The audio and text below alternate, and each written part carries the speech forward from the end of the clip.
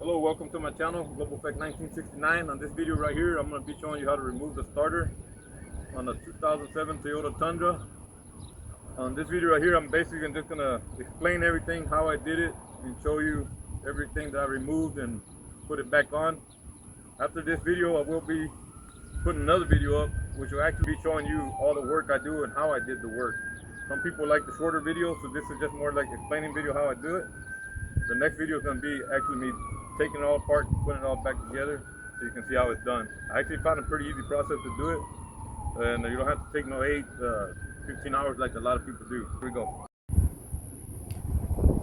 Here's what I got for you today. On this video, I'm going to be removing the starter and putting a new starter back in.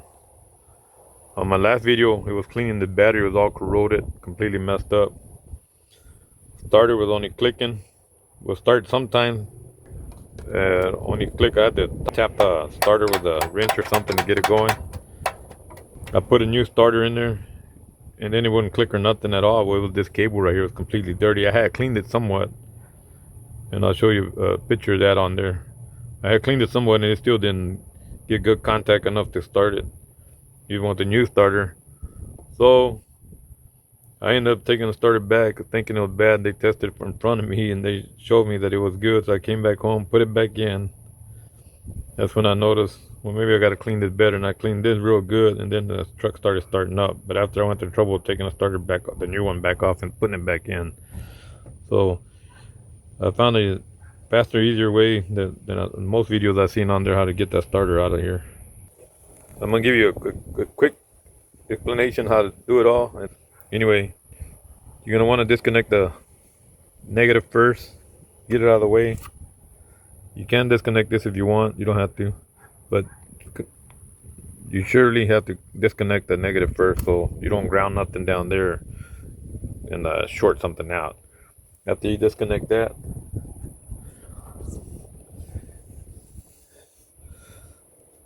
you can remove this. I removed this box. There's two bolts, one bolt there, the other bolt behind there. I unscrewed this hose clamp right here. Then I pull back a little bit this way. You got room to slide in there a little bit, and then pull it forward, and I just laid it over right there, which gave me more room to work right here. And then dipstick, you're gonna have to remove the dipstick.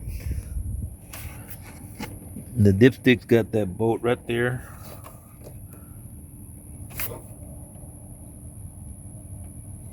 Dipstick got that bolt right there. I removed that bolt. You will take your dipstick out and then remove the dipstick tube. That dipstick tube come down over here.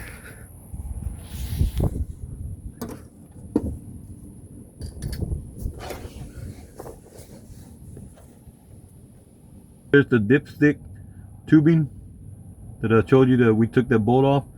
And then from up top over there, you can reach in there with your hand and kind of pull out on it, kind of pull up on it to break it loose. Come back to the top and just pull the whole tubing out because you already got it unscrewed. Of course, like I said, you're gonna have the tire removed already, so you'll be able to work on it. Next step you're gonna want to do is remove this heat shield. Once you remove this heat shield, there's another heat shield attached to the starter. And that one's 3 bolts. The 2 bolts are easy to get on the heat shield on the starter. The top bolt on the heat shield on the starter is going to be pretty hard because it's behind this tubing right here. But you get that with a wrench easy. Once you get that loose, the heat shield's out, you can see the starter real easy. You can go ahead and disconnect the wirings. That's what I did, disconnect the wirings first from the starter. And then you go to under the truck.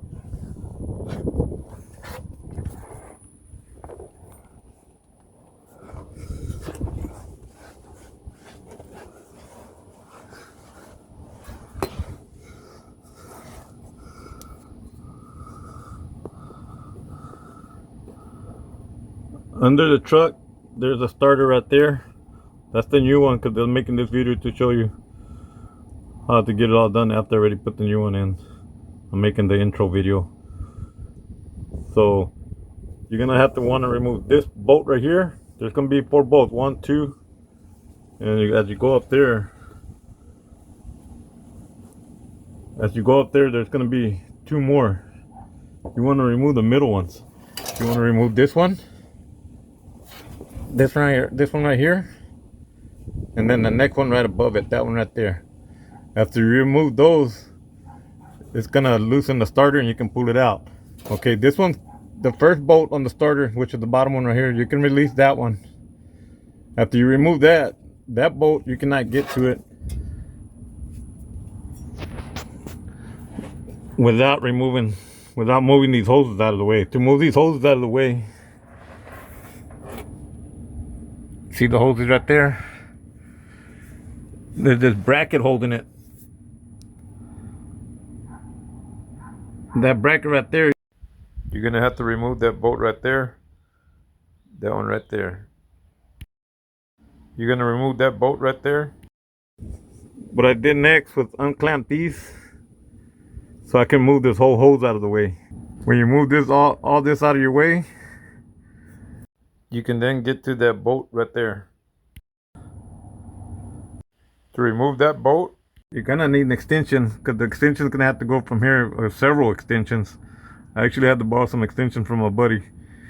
So I went from right here all the way to the back over here to be able to get the ratchet in right here. So I don't know if you can see it way over here, but the ratchet was right about right here where this little converter thing is. And then the extension ran all the way to over here with the socket there. But of course it's way up here because you got to get it way up there to get in there.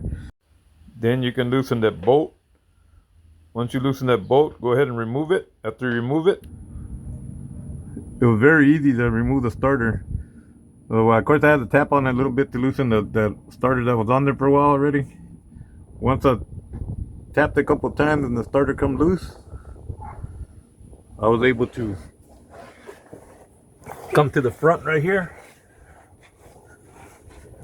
This is the starter right here. This is the new one I already put on. Once I tapped it back there, and I tapped the starter and got it loose, what I did was just sneak it out right here. I was able to sneak it out real easy through here. What other people do, in other videos I've seen, they go through a lot of trouble. They try to sneak it out to the back part over here. And you got to go through a lot of trouble. Sometimes they got to loosen the motor mount up there to get it. And then after they loosen the motor mount, they put a board under here on the oil pan and they jack up the motor up. And then they're able to sneak out that starter through the back over there. What I found easy to do without having to do that or disconnect the mount over here on this side, it slips out easily right here to the front, man. Once I took the two bolts off back there, of course, remember the oil dipstick and the heat shield is going to be off already at this time. I was able to wiggle the starter out right here. I faced it a little bit up with the solenoid facing up, and it just slid right out through here real easy. And I was able to get it out. And I replaced it with a new one, and that's how easy it was. And then when you get done putting the new one back on, put your heat shield back on, put your dipstick back on, oil dipstick back on. Do not forget to put that on. That was a pain in the butt because I forgot to put it on after I put everything up there. I had to take everything back off up there to get the stuff back on right here.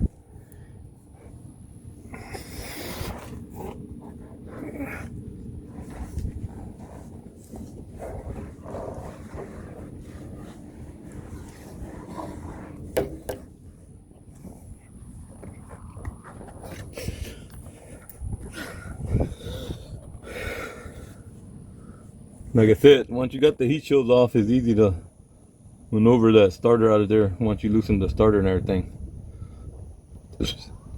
But at first, I ain't gonna lie, I tried to do it without removing the little tube to go to the transmission, the coolant. And it was a pain. So what I did, went ahead and take off that one bolt that holds those two coolant lines.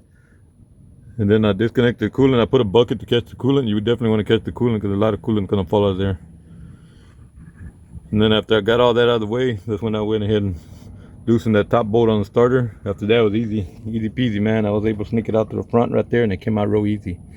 Like I said, most people try to sneak it out through here. So what they do, some of them will actually loosen this bolt right here and jack up the motor, bring it up from the oil pan. They'll jack up the motor and then be able to sneak out the starter easier. This is a 2-wheel drive. Of course, on a 4-wheel drive, it's going to be a lot harder. You won't be able to do it the way I'm doing it on this one. Well, the way I did on this one. The way I'm showing you right here is pretty easy to do it. Way easier than other videos I've seen on YouTube. But the way I did it, I got ideas off many people doing it on different YouTube videos. And I got the best ideas out of each video and put it all together as one, and was able to do it easy that way. And after I got done, put everything back on. Put all this back on, connect the battery, and everything just lit up pretty good. Alright, during the video I didn't say what tools I was using. I will have that down in the description. If you look down below in the description, you can see what tools I use to take every part off. Stay tuned for my next video. I will be showing how to do the actual work on the next video. Thank you for watching. Subscribe.